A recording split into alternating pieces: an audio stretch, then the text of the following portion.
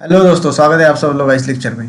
आपको पता होगा तो अपन लोग ने यूटिलिटी एनालिसिस 12th कॉमर्स का इकोनॉमिक्स का रिवीजन उस जगह पे कवर किया था। उसका कि लास्ट पार्ट सिग्निफिकेंस और उसका क्रिटिसिज्म ये अपना बचा था। तो इसका एक फिर से एक बार मैंने बोला था कि मैं इसका एक सेकंड पार्ट अपलोड करूंगा और वो सारा रिवीजन यहाँ पे कवर करूंगा। एंड जो कुछ भी अपन लोगों ने यहाँ पे पढ़ा उसको भी एक बार अपन लोग अच्छी तरीके से फिर से एक बार रिवाइज करेंगे। सो जो कुछ भी रहे वाला पार्ट है इस चैप्टर का, इसको आज अपन यहाँ पे पूरे अच्छी तरीके से उसको रिवाइज करेंगे।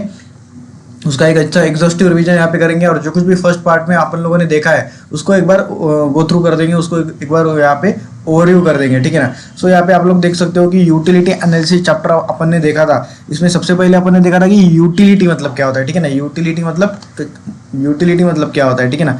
सो यूटिलिटी मतलब यहाँ पे उसके फीचर्स अपन लोगों ने देखे थे। यहाँ पे आप लोग देख सकते हो टाइप्स ऑफ यूटिलिटी देखा था, ये सारी चीज़ें, law of diminishing marginal utility देखा था। सो यूटिलिटी की जब बात आती है तो कहीं ना कहीं यूटिलिटी से किसको कितना सेटिस्फेक्शन मिला, वो गुड्स कंज्यूम करने से, जो कुछ भी गुड्स है, जो कुछ भी सर्विसेज है, वो कंज्यूम करने से किसको कितना सेटिस्फेक्शन मिला, ये सब पर्सन के लिए डिफर करती है, differs from person to person. यहाँ पर अपन लोगों ने पढ़ी थी, ठीक है ना। सो अभी आप लोग देख सकते हो कि सबसे पहले आता है features of utility. It is a relative concept, ठीक है ना। Utility is related to time and place, it varies from time to time and place to place, ठीक है ना। मतलब यहाँ पे बोलता है कि एक रिलेटिव कंसेप्ट है, ये टाइम के साथ और प्लेस के साथ में वहाँ पे बदलती जाती है। मतलब अगर किसी समझो कोई यहाँ पे कोई स्वेटर है, किसी स्वेटर की ज़रूरत विंटर में ज़्यादा है एज कम्पेयर टू समर, किसी एसी की ज़रूरत समर में ज़्यादा है एज कम्पेयर टू विंटर। सो कहीं ना कहीं उसकी जो यूटिलिटी में कहीं ना कहीं उस एसी की, उस स्वेटर की जो कुछ भी यूटिलिटी है वो टाइम एंड प्लेस के साथ में कहीं ना कहीं चेंज हो रही है, ठीक है ना। एक एसी की यूटिलिटी कहीं ना कहीं वहाँ पे समर में ज़्यादा है, ऑन द अदर साइड अपने स्वेटर की यूटिलिटी वहाँ पे अपने विंटर में ज़्यादा है। सो कहीं ना कहीं टाइम एंड प्लेस के हिसाब से उसकी यूटिलिटी, उससे मिलने वाला जो सेटिस्फेक्शन है उसको कंज्यूम करने से, उसको एक तरीके से उसका एक त्याला मराठीमध्ये त्याचा उपभोग घेऊन जे काही आपल्याला त्या ठिकाणी सॅटिस्फॅक्शन मिळतं, जे काही आपली गरज भागते, तर ते टाईम एंड प्लेसनुसार कुठं ना कुठं ते एक प्रकारे डिफर होत जातं। वो टाइम एंड प्लेस के हिसाब से कहीं ना कहीं उसको उससे मिलने वाला सेटिस्फेक्शन कहीं ना कहीं डिफर होता है। सो यहाँ पे यही बोला गया है कि it is a relative concept, ठीक है ना। सेकेंडली आता है subjective concept, psychological. It is a psychological concept. Utility differs from person to person due to differences. मतलब मैंने स्टार्टिंग में ही बोला कि utility differs from person to person, मतलब ये पर्सन टू पर्सन डिफर करती है। किसी एक के लिए उस चीज़ की ज़रूरत उसको ज़्यादा है तो उसको उससे मैक्सिमम सेटिस्फेक्शन मिल सकता है, किसी और को उसकी ज़रूरत कम है तो उसको कहीं ना कहीं कम सेटिस्फेक्शन मिल सकता है। मतलब समझो कोई कार है तो कोई कार की ज़रूरत किसी एक वहाँ पे एक अपने बंदे को है, जो बंदा रोज का 50 किलोमीटर्स वहाँ पे एक तरीके से ट्रैवल करता है। सो कहीं ना कहीं उसको उसकी यूटिलिटी, उसको कार से मिलने वाला सेटिस्फेक्शन कहीं ना कहीं ज़्यादा है एज कम्पेयर टू जिसका ऑफिस घर के बाजू में है, ठीक है ना। एग्जाम्पल अपन ने यहाँ पे लिया था। सो कहीं ना कहीं it is subjective concept, it differs from time to time, it differs from place to place, it differs from person to person, यही यहाँ पे बोला गया है। It is ethically neutral concept, मतलब इथिकली न्यूट्रल कंसेप्ट है। मतलब ये यहाँ पे ये नहीं देखता कि क्या सही है और क्या गलत है, ठीक है ना।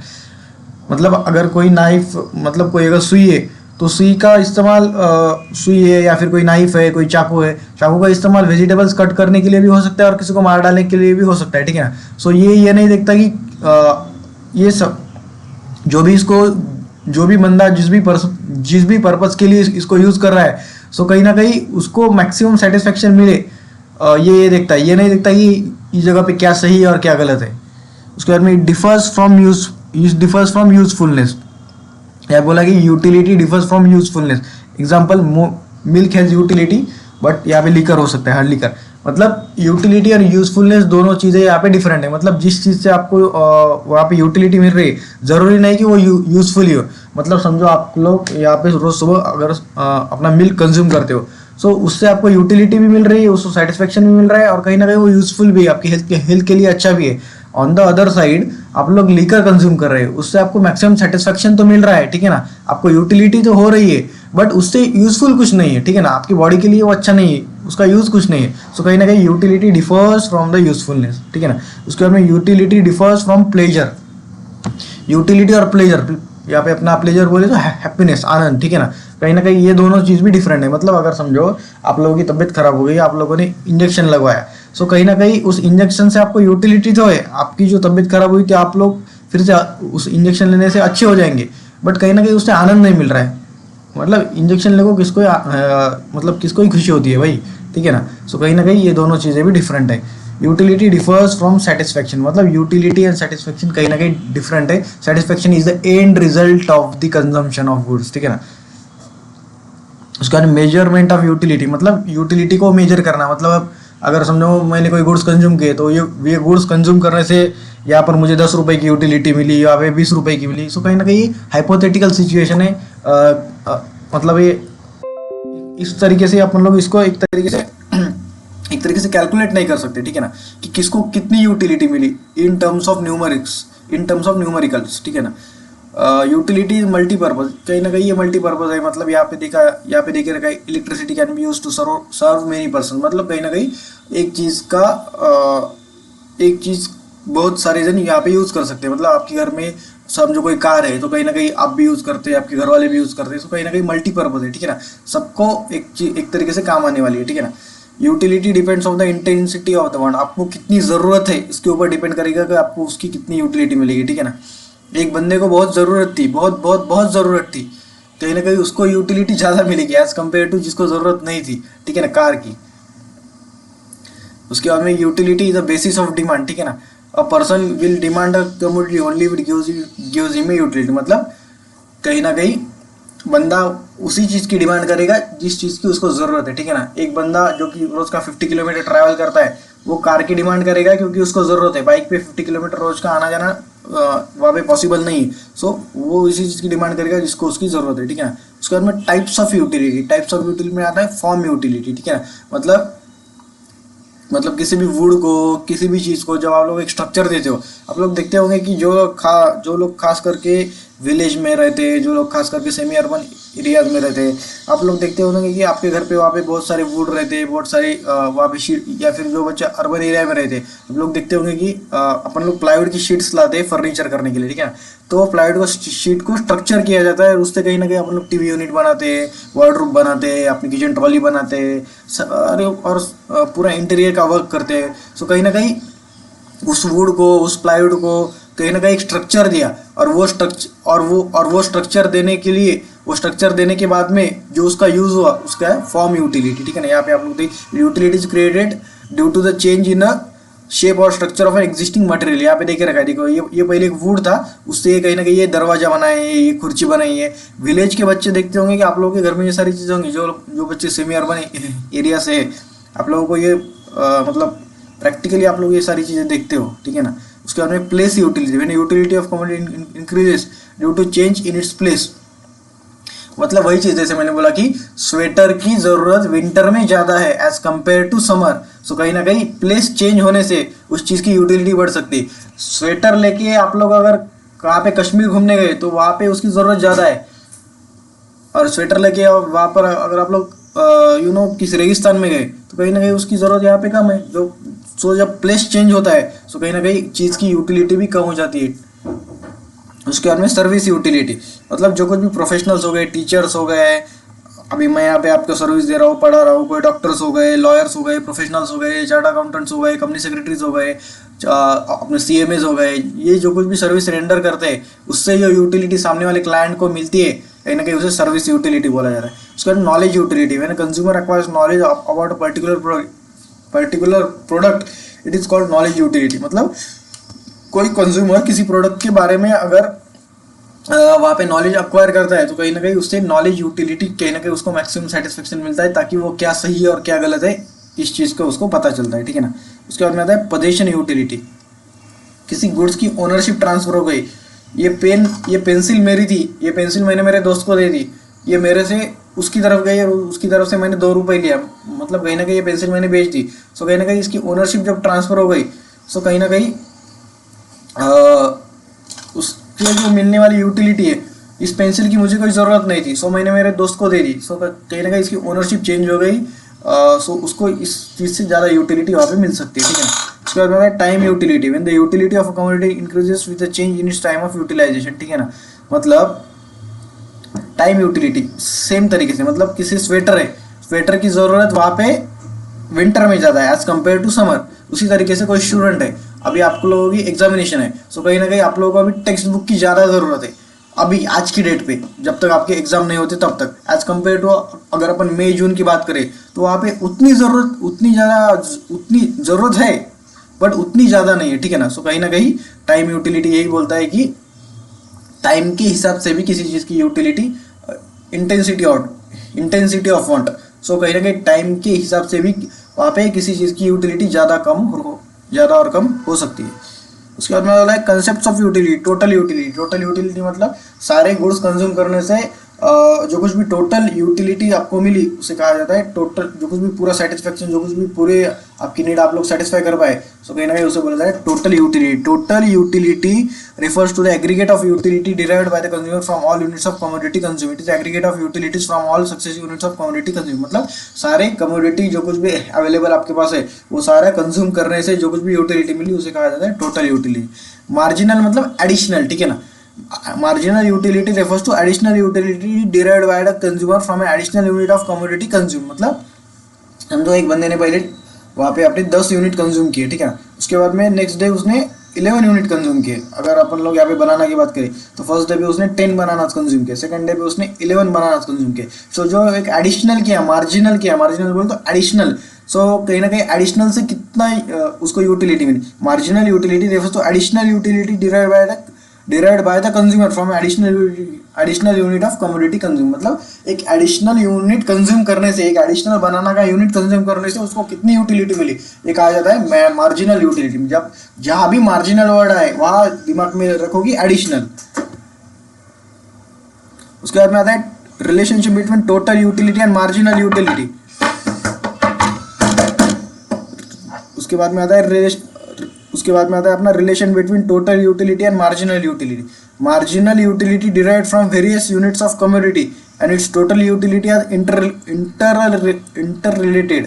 सो यहाँ पे एक चार्ट दिया गया, आप लोग देख सकते हो कि अपना यूनिट एक्स था, उसकी टोटल यूटिलिटी 10 थी, उसकी मार्जिनल यूटिलिटी 10 थी, उसके बाद में उसकी टोटल यूटिलिटी चेंज होकर 18 हो गई। सो कहीं ना कहीं डिफरेंस कितने का है, 8 का है, मतलब कितने एडिशनल यूटिलिटी मिली, 8 की। सो इसकी मार्जिनल यूटिलिटी कितने हो गए, 8 हो गई। सो आप लोग यहाँ पे इसका रिलेशन क्या है, आप लोग यहाँ पे देख सकते हो कि जैसे जैसे यहाँ पे टोटल यूटिलिटी इंक्रीज होती चली गई, 10 से 18, 18 से 24, 24 से 28, 28 से 30, ठीक है ना, तो कहीं ना कहीं मार्जिनल यूटिलिटी यहाँ पे कम होती चली गई। मतलब टीयू टोटल यूटिलिटी जब इंक्रीज होती है तो मार्जिनल यूटिलिटी कहीं ना कहीं डिक्रीज होती है, ठीक है ना। Total utility increases, marginal utility decreases, कहीं ना कहीं इनवर्स रिलेशनशिप है, अपोजिट रिलेशनशिप है। एंड मार्जिनल यूटिलिटी आप लोग यहाँ पे देख सकते हो, जब यहाँ पे 30 की 30 ही रही, यहाँ पे आप लोग देख सकते हो कि जब यहाँ पे अपनी टोटल यूटिलिटी में कोई भी चेंज नहीं आया तो मार्जिनल यूटिलिटी 0 हो गई। मतलब marginal utility can be negative, marginal utility can be 0 भी मार्जिनल यूटिलिटी हो सकती है। और जब ये टोटल यूटिलिटी 30 से 28 हो गई, सो कहीं ना कहीं 2 से कम हुई तो कहीं ना कहीं मार्जिनल यूटिलिटी -2 हो गई। मतलब यहाँ पे अपन लोग क्या देखते हैं कि टोटल यूटिलिटी जब इंक्रीज होती है तो मार्जिनल यूटिलिटी डिक्रीज होती है, एंड मार्जिनल यूटिलिटी वहाँ पे पॉजिटिव भी हो सकती है। यहाँ पे आप लोग देख सकते हो कि 10, 8, 6, यहाँ पे ये सारे फिगर्स पॉजिटिव है। मार्जिनल यूटिलिटी 0 भी हो सकती है, मार्जिनल यूटिलिटी निगेटिव भी हो सकती है। ये चार्ट में आप लोगों को देके रखा है, आप लोग यहाँ पे देख सकते हो, ठीक है ना। वही सारी चीज़ यहाँ पे अपने कर्व में देके रखी है, ठीक है ना। सो यही सारी चीज़ें टोटल यूटिलिटी, मार्जिनल यूटिलिटी, इसके अजम्पशंस है। यहाँ पे आता है law of diminishing marginal utility, ठीक है ना। सो कहीं ना कहीं first propose by professor Gossen but was discussed in detail by Alfred Marshall. मतलब अल्फ्रेड मार्शल ने law of diminishing marginal utility को इन डिटेल में डिस्कस किया, ठीक है ना। According to Alfred Marshall other things remaining constant, मतलब बाकी सारी की सारी चीज़ें कांस्टेंट रहेंगी। The additional benefit which a person derives from a given increase in his stock of thing diminishes every increase in the stock that he already has. In other words, marginal utility that any consumer derives from successive units of particular commodity goes on diminishing as his or her total consumption of that commodity increases. In short, the more of a thing you have, the less you want to have more of it. मतलब जो भी चीज़ आप लोग ज़्यादा से ज़्यादा consume करोगे कहीं ना कहीं उससे यूटिलिटी कम मिलेगी। समझो आप लोग बहुत भूखे हो, ठीक है ना, तो आप लोगों ने क्या किया कि वहाँ पे आप लोग गए समोसे खाने, ठीक है ना, तो आप लोगों ने पहला समोसा खाया, आप लोग बहुत भूखे थे, आप लोगों ने पहला समोसा खाया, सो पहला समोसा खाते ही आप लोगों ने बहुत जल्दी जल्दी खाया, बहुत उससे कहीं ना कहीं आपको एक तरीके की पूरी वहाँ पे रिलीफ मिली वो, क्योंकि आप लोग बहुत भूखे थे। उसके बाद में आप लोगों ने दूसरा समोसा खाया, तो जितना सेटिस्फेक्शन आप लोगों को पहला समोसा खा के मिला उतना सेटिस्फेक्शन कहीं ना कहीं दूसरा समोसा खा के नहीं मिला। क्यों? क्योंकि कहीं ना कहीं एक तरीके से बोला जाए तो आपका पेट भर गया था। सो सेकंड समोसे से कहीं ना कहीं यूटिलिटी कम मिली। मतलब यहाँ पे बोला गया है कि जैसे ही आप लोग कंजम्पशन बढ़ाएंगे सो कहीं ना कहीं यूटिलिटी कहीं ना कहीं कम होगी। मतलब अगर किसी चीज़, मतलब कोई भी चीज़ पहली बार करने से कहीं ना कहीं उससे यूटिलिटी, उससे सेटिस्फेक्शन बहुत ज़्यादा मिलता है। समझो वहाँ पे आप लोगों के पास आप लोगों का सपना था कि भाई मेरे पास एक कार होनी चाहिए, ठीक है ना। सो आप लोगों ने पूरी पढ़ाई करी और खुद के दम पर, खुद के मेहनत पर एक अच्छी सी कार परचेस कर ली, समझो BMW परचेस कर ली। सो कहीं ना कहीं उस BMW से मिलने वाले जो कुछ भी आपको यूटिलिटी है, जो कुछ भी सेटिस्फेक्शन है, कहीं ना कहीं वो ज़्यादा है। और उसके बाद में आप लोग अगर 4-5 साल बाद, मतलब 4-5 साल बाद बोलो या फिर 2-3 साल बाद बोलो, हर साल आप लोग नई नई कार्स लेते हो, ठीक है ना। हर साल दिवाली दशहरे पर एक एक कार आप लोग अगर देखा जाए तो परचेस करते हो। सो कहीं ना कहीं जितना सेटिस्फेक्शन आप लोगों को वो फर्स्ट कार परचेस करके मिला, उतना सेटिस्फेक्शन कहीं ना कहीं वो दूसरी, तीसरी, चौथी, पांचवी, 10वीं कार परचेस करने से नहीं मिलेगा। क्योंकि कहीं ना कहीं अभी आपके लिए वो चीज़ उतनी ज़्यादा इंपॉर्टेंट नहीं है। यहाँ पे आप लोग देख सकते हैं, the more of the thing you have the less you want. मतलब अपने पास इंसान का सोचने का तरीका क्या होता है कि जो चीज़ उसके पास ज़्यादा होती है सो कहीं ना कहीं उसको उसकी कदर नहीं होती। इन शॉर्ट यहाँ पे यही बोला गया है कि मतलब जितना ज़्यादा आप लोग कंजम्पशन करोगे कहीं ना कहीं उससे मिलने वाली यूटिलिटी उतनी ही कम होगी, ठीक है ना। मतलब आज ऐसे भी बहुत सारे लोग हैं जिनके पास खाने के लिए भी कुछ नहीं है। सुबह का खाया तो रात का क्या खाएंगे उनको मालूम नहीं है।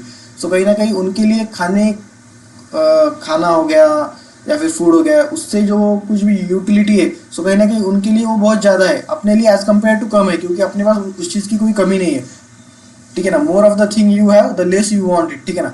अगर यही चीज़ किसी बाहर वाले को बोलेंगे कि भैया मतलब जिसके पास खाने के लिए वहाँ पे वो स्ट्रगल कर रहा है, सो कहीं ना कहीं उसको उस चीज़ की यूटिलिटी बहुत ज़्यादा है एज कम्पेयर टू अस।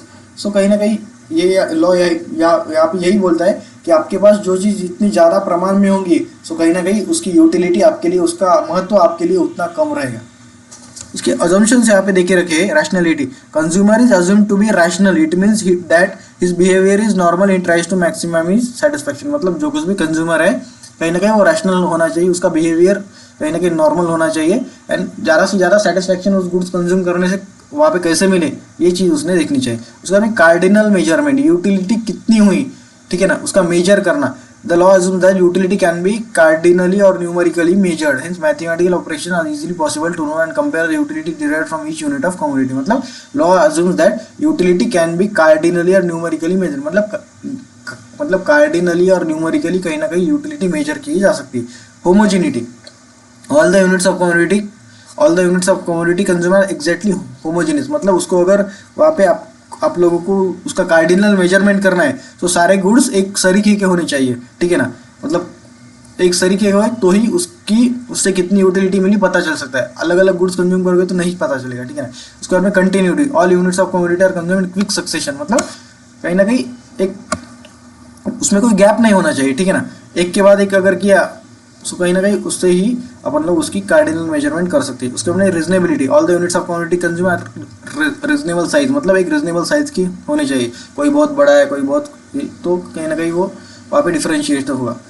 उसके बाद में आता है अपना constancy, all the related factors like income, tax, habits, choices, likes, dislikes of a consumer should remain constant. Marginal utility of money is also assumed to be constant, ठीक है। मतलब related factors जो है, इनकम हो गया, test हो गया, ये सारी चीज़ें कहीं ना कहीं कांस्टेंट रहनी चाहिए। मार्जिनल यूटिलिटी जो है वो भी कहीं ना कहीं कांस्टेंट रहनी चाहिए, तो ही एक तरीके से अच्छी तरीके से उसको मेजर कर सकते हैं।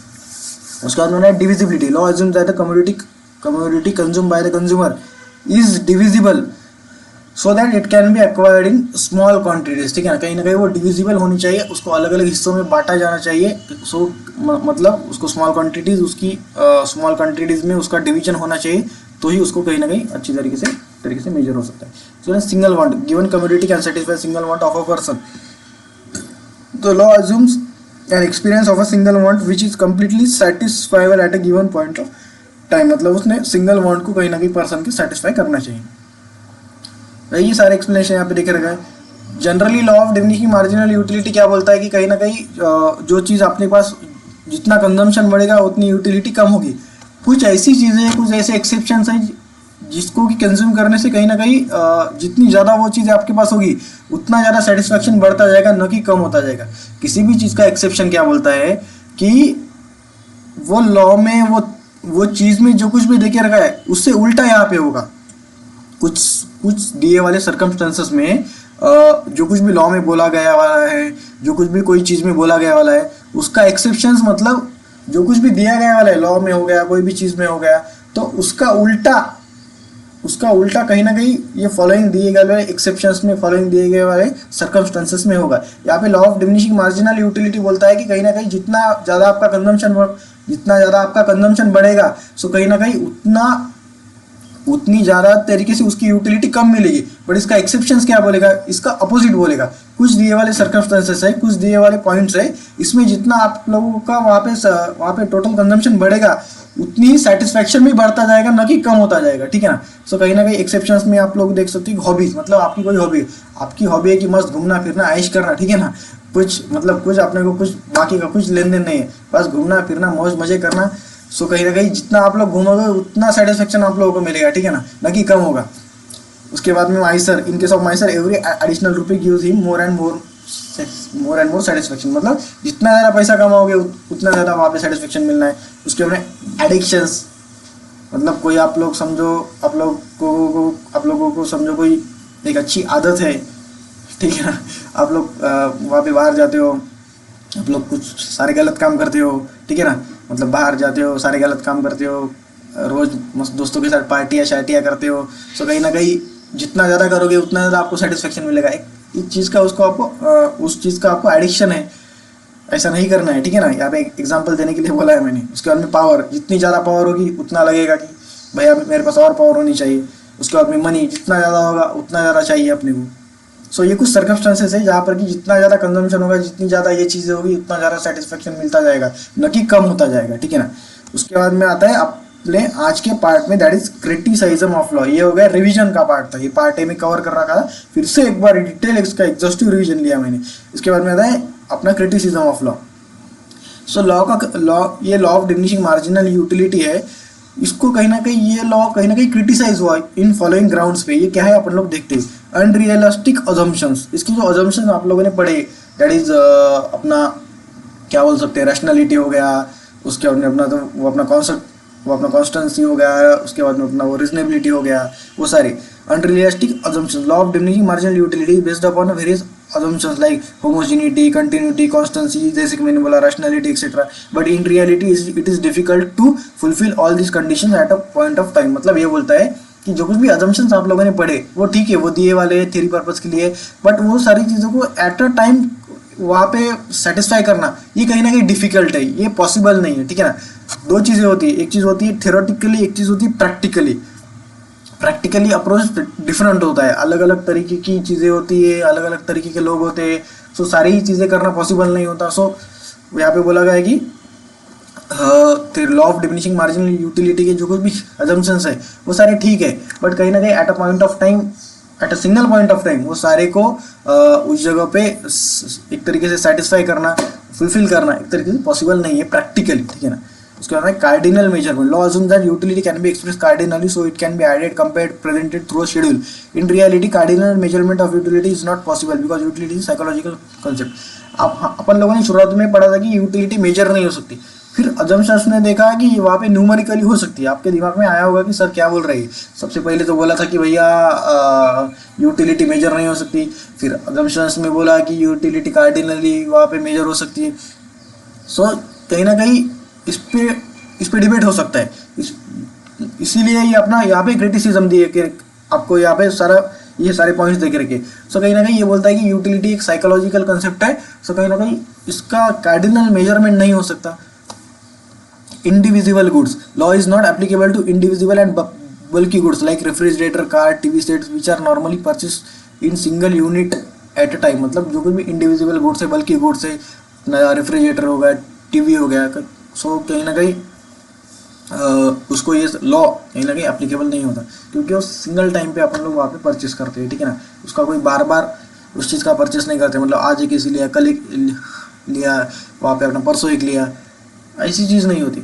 Law of diminishing marginal utility क्या बोलता है, जितना ज़्यादा कंजम्पशन बढ़ेगा, अभी फ्रिज का तो भाई ऐसा नहीं है कि अपना रोज़ अपन ले रहे, रोज़ उसका कंजम्पशन बढ़ा रहे, रोज़ उसकी उसे यूटिलिटी मिल रही है, एक बार लिया तो 10-12 साल चलता है भाई वो सारी चीज़। सो कहीं ना कहीं उसको ये लॉ अप्लीकेबल नहीं होता। Constant marginal utility of money, the law assumes that mu of each unit of money remains constant, ठीक है ना। however critics argue that mu of money differs from person to person, it is influenced by changes in prices stock। so ये बोलता है कि diminishing marginal utility बोलता है कि मार्जिनल यूटिलिटी ऑफ मनी जो है वो कहीं ना कहीं कांस्टेंट रहता है, बट हाउएवर इसको क्रिटिसाइज करा गया, M U of money differs from person to person, मतलब मार्जिनल यूटिलिटी जो है वो कहीं ना कहीं पर्सन टू पर्सन डिफर करती है, ऐसा इसको क्रिटिसाइज किया गया। It is influence by changes in price, मतलब प्राइस स्टॉक ऑफ मनी के में पूरे बदलाव होने से सो कहीं ना कहीं इसकी मार्जिनल यूटिलिटी है वो वहाँ पे चेंज होती है, ऐसा उसको क्रिटिसाइज किया गया। और वहाँ पे लॉ बोलता है कि MU of each unit of money remains constant. So कहीं ना कहीं ये सारे उसके क्रिटिसिज्म है। उसके बाद single want, law is restricted to satisfaction of single want at a point of time, however in reality man has to satisfy many wants at a point of time, मतलब इंसान को एक टाइम पे बहुत सारी ज़रूरतें पूरी करनी होती है। सो कहीं ना कहीं ये लॉ बोलता है कि उसने एक टाइम पे एक ही वांट सेटिस्फाई करनी चाहिए, ठीक है ना।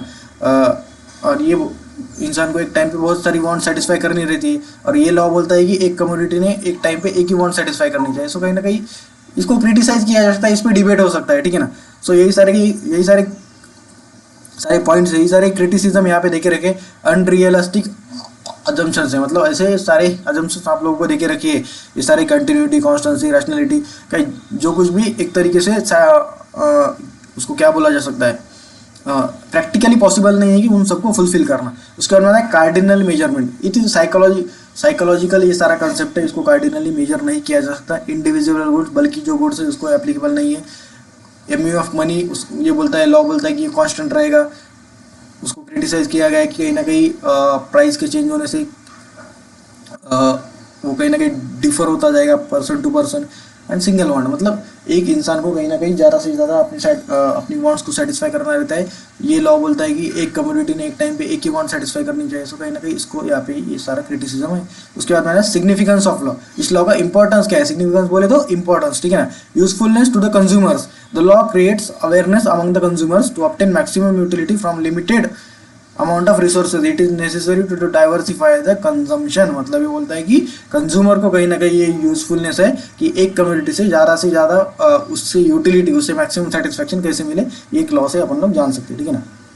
यूजफुलनेस टू द गवर्नमेंट को भी इसका है यूजफुलनेस। क्या है, law is useful to the government in framing various policy such as progressive tax policy, trade policy, pricing policy. So कहीं ना कहीं गवर्नमेंट को भी ये यूजफुल है, क्योंकि गवर्नमेंट भी कहीं ना कहीं एक तरीके से ट्रेड पॉलिसी जो है, प्राइसिंग पॉलिसी जो है, उसको तय करने में गवर्नमेंट को भी एक तरीके से ये हेल्प करता है, ठीक है ना। उसके बाद में basis of paradox of value, the law of diminishing marginal utility help us to understand the paradox of value. It includes goods that have more value in use and zero or less value in exchange such as air, water, sunshine, etc., as well as goods that have more value in exchange and less value in use such as gold, diamonds। मतलब law of diminishing marginal utility अपने को बताता है कि that have more, it includes goods that have more value in use and zero or less value in exchange। It includes goods that have more value in use and zero or less value in exchange। मतलब ये अपने को बताता है कि ऐसे कुछ goods है जिन सारे गुड्स का कहीं ना कहीं यूज में, अगर उस गुड्स को अपन लोग वहाँ पे यूज करें तो उनकी वैल्यू वहाँ पे ज़्यादा है एज कम्पेयर टू उनको अगर एक्सचेंज करें। एट द सेम टाइम वहाँ पे कुछ गुड्स ऐसे है कि जिनको अगर एक्सचेंज करें तो उसकी वैल्यू ज़्यादा है एज कम्पेयर टू उनको यूज करें। एयर हो गया, अपना वाटर हो गया, अगर इनको यूज करें तो उनकी वैल्यू ज़्यादा है एज कम्पेयर टू उनको अगर एक्सचेंज करें। और अपना गोल्ड हो गया, ये सारी चीज़ें हो गई। सो वो सब गोल्ड हो गया, डायमंड्स हो गए, तो ये सारी चीज़ों की कहीं ना कहीं अगर उसको एक्सचेंज करें तो उसकी वैल्यू ज़्यादा है एज कम्पेयर टू यूज़ करें, ठीक है ना। सो कहीं ना कहीं ये सारी चीज़ें उसके बाद है basis of law of demand. The law of demand is based on the law of diminishing marginal utility. According to the law of demand the quantity demanded of a goods rises with a fall in price. मतलब जिस goods की quantity, जिस goods की demand वहाँ पे ज़्यादा है, उसकी कहीं ना कहीं प्राइस कम होती, उसकी the quantity demanded of a goods rises with a fall in a price and falls with an increase in its prices. क्या दिख रहे हो, quantity demanded of a goods rises with a fall. हाँ मतलब यहाँ पे देख, यहाँ पे उल्टा देख रखा है, मैं मेरा बताने का तरीका कुछ अलग था, बट ठीक है, उसका दोनों का कंक्लूजन एक ही। मतलब जिस भी गुड्स की प्राइस कम होती है कहीं ना कहीं उसकी डिमांड बढ़ती है, और जब भी गुड्स की उस जगह पे प्राइस बढ़ती है तो उसको कहीं ना कहीं उसकी डिमांड कम होती है। मतलब इन्वर्स रिलेशनशिप है, जिस चीज़ की प्राइस कम है सो कहीं ना कहीं उसकी डिमांड बढ़ती है, और जिसकी और यहाँ पे fall with N increase in price, मतलब जिसकी प्राइस बढ़ती है उसकी डिमांड कम होती है, जिसकी प्राइस कम होती है उसकी डिमांड बढ़ती है। ठीक है, उसकी डिमांड बढ़ती है, सो कहीं ना कहीं इनवर्स रिलेशनशिप है। प्राइस का कम होना, डिमांड का बढ़ना, प्राइस का कम होना, डिमांड का बढ़ना, प्राइस का कम होना, डिमांड का बढ़ना, प्राइस का ज़्यादा होना, डिमांड का कम होना, प्राइस का ज़्यादा होना, डिमांड का कम होना, प्राइस का ज़्यादा होना, डिमांड का कम होना। सो कहीं ना कहीं इनवर्स मतलब अपोजिट रिलेशनशिप है। ठीक है ना, यही सारी चीज़ें, ये अपना कंज्यूमर को यूजफुलनेस है ताकि मैक्सिमम यूटिलिटी कैसे मिल सके वो देख पाए। गवर्नमेंट को यूजफुल है ताकि टैक्स पॉलिसी क्या रहे, प्राइसिंग पॉलिसी क्या रहे। ठीक है ना, ये सारी चीज़ें गवर्नमेंट को पता चलती है। कुछ ऐसे गुड्स है जिनकी उनको यूज़ करे तो उसकी ज़्यादा वैल्यू है एज कम्पेयर टू एक्सचेंज करो, एयर हो गया, ये सारी चीज़ें हो गई। उसके बाद में कुछ गोल्ड डायमंड्स की जैसे गुड्स हो गए, उनको अगर एक्सचेंज करो तो उनकी वैल्यू ज़्यादा है एज कम्पेयर टू उसका यूज़ करें। And bases on law of demand, मतलब वहाँ पे अगर उसकी प्राइस ज़्यादा है तो डिमांड कम रहेगी। ठीक है ना, सो कहीं ना कहीं लॉ ऑफ डिमांड पे ये सारी चीज़ें वहाँ पे डिपेंड करती है। यहाँ पे बोला गया है कि demanded according to law of demand the quantity demanded of goods rises. ठीक है ना, गुड्स की डिमांड बढ़ती है with a fall in its price. मतलब प्राइस जब कम होता है सो कहीं ना कहीं डिमांड बढ़ती है, और जब प्राइस बढ़ता है सो कहीं ना कहीं डिमांड कम होती है। ठीक है ना, यहाँ पे यही सारी चीज़ें थी। उसके बाद में था relationship between marginal utility and price. Sorry यार, थोड़ा यहाँ पे आना जाना लोग यहाँ पे आते रहते हैं, इसके लिए थोड़ा वो वहाँ पे पूरा डिस्टर्बेंस हुआ। उसके बाद में आता है relationship between marginal utility and price. ठीक है ना, मार्जिनल यूटिलिटी एंड प्राइस का जो कुछ भी रिलेशनशिप है, यहाँ पे आप लोग देख सकते हो कि ये अपना यूनिट यक्स है, उसकी मार्जिनल यूटिलिटी 100 है, उसका मार्केट प्राइस 50 है। सो marginal utility 100 is more than the उसका प्राइस 50।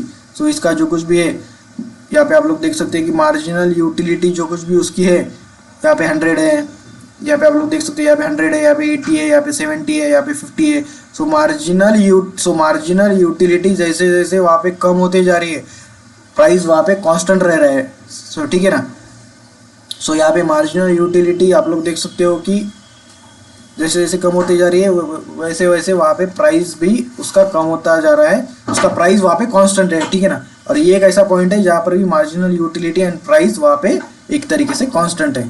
ठीक है ना, एक तरीके से ब्रेक इवन बोला जा सकता है। सो यही सारी चीज़ें इस चैप्टर में देखे रखी थी। सो आई होप कि पूरा एग्जॉस्टिव रिवीजन यहाँ पे हो गया है, पूरा एग्जॉस्टिव तरीके से पूरा कवर कर रखा है। पार्ट ए भी ऑलरेडी अपलोडेड है, देखिए पार्ट ए का फिर से इसमें एग्जॉस्टिव रिवीजन मैंने करवाया ताकि आप लोगों का फिर से एक बार सारी चीज़ें रिवाइज हो सके। ये भी चीज़ अच्छी तरीके से पूरे तरीके से इन डिटेल करवाई। सो इसके बाद के भी पार्ट जल्दी मैं अपलोड करता जाऊंगा। सो डेफिनेटली आप लोग देखिए, आप लोगों को कौन से चैप्टर चाहिए वो आप लोग मुझे बताइए, डेफिनेटली अपन करेंगे। फेब 26 में डेफिनेटली एक अच्छे तरीके से सारी चीज़ें आपको रिवाइज करके जानी चाहिए, और मेरी तरफ से जो भी मैक्सिमम पॉसिबल है मैं डेफिनेटली मैं देने की कोशिश करूंगा। डेफिनेटली सारे रिविजन्स अपलोड करूंगा, सारी चीज़ें करूंगा। बस डेफिनेटली इस वीडियो को ज़्यादा से ज़्यादा शेयर कीजिए, और डेफिनेटली आपको क्या चाहिए वो मुझे बताइए, डेफिनेटली मैं यहाँ पे अपलोड करता जाऊँगा। डेफिनेटली थोड़ा ज़्यादा हो गया है बोलना, बट ठीक है। सो इसको एक बार अच्छे तरीके से पढ़िए, ये लेक्चर देखिए दोनों, एक घंटे के दोनों मैक्स टू मैक्स। ठीक है ना, एक घंटे के भी नहीं होंगे दोनों। इसको एक बार देखिए अच्छी तरीके से, ज़्यादा स्पीड में मत देखिए क्योंकि स्पीड में देखने वाला समझ में नहीं आता। 1.25 1.5 पे भी मैं नहीं, छोटे लेक्चर से नॉर्मल पे देखा तो भी चलेगा, आपको लगा तो 1.25 पे आप लोग देख सकते हो। सो कहीं ना कहीं इसको देखिए, उसके बाद में चैप्टर को पढ़िए, हर एक चैप्टर को कंसेप्चुअली रिवाइज कीजिए, न कि रट्टा मारिए, ठीक है ना। आने वाले आपके CACS की एग्जामिनेशंस में बहुत ये सारी चीज़ें आपको काम आने वाली है, और ओवरऑल ज़िंदगी में भी ये सारी चीज़ें बहुत ही काम आने वाली है। कॉमर्स एक ऐसी फील्ड है जो सिर्फ एग्ज़ाम के लिए नहीं, आने वाली ज़िंदगी में जो कुछ भी आप लोग वहाँ पे पैसे कमाओगे, जो कुछ भी बाहर रहोगे, जो कुछ भी ट्रांजेक्शन्स करोगे, उन सारी चीज़ों में जो कुछ भी चीज़ें आप लोग CACS में हो गया, 11th-12th में पढ़ोगे, वो बहुत मायने रखती है भाई और बहनों। सो कहीं ना कहीं अच्छी तरीके से इसको पढ़िए, सारे सबसे पहले वो चैप्टर का रिवीजन देखिए, उसके इंपॉर्टेंट क्वेश्चन जो आपके एक्सरसाइज में देके रखिए वो देखिए, एंड उसके बाद में उस चैप्टर को अच्छी तरीके से पढ़िए। 1-2 रिविजन्स में आराम से हो जाएगा, बट ये सारी चीज़ें तब होगी जब आप लोगों के कंसेप्ट क्लियर होंगे, ठीक है। सो अच्छी तरीके से कंसेप्ट को क्लियर कीजिए, कुछ भी डाउट्स है डेफिनेटली पूछिए, मैं आपके डाउट्स डेफिनेटली वहाँ पे आपके सारे डाउट्स रिजॉल्व करूँगा। मैक्सिमम इस चैनल को शेयर कीजिए, विनीत देशपांडे यूट्यूब चैनल है, इसको सब्सक्राइब कीजिए, मैक्सिमम आपके दोस्तों का शेयर कीजिए। CACS का भी कंटेंट इस चैनल पे अच्छी तरीके से मैं डालूंगा, एंड 11th-12th का भी सारा कंटेंट मैं मैक्सिमम इस चैनल पे डालूंगा। CACS विद विनीत करके इंस्टाग्राम पेज है, उसको भी फॉलो करके रखिए, उसके ऊपर भी सारे अपडेट्स वगैरह मैं वहाँ पे भी डालता जाऊँगा। लिंक्डइन हो गया, फेसबुक हो गया, सारे विनीत देशपांडे करके नाम के वहाँ पे अकाउंट, वहाँ पे पेजेस हैं, उसको फॉलो करके रखिए। डेफिनेटली वहाँ पे भी सारी चीज़ें मैं वहाँ पे डालता रहूँगा। And thank you so much, bye bye. I hope you like this video, maximum share maximum to the your friends. Thank you so much, bye bye.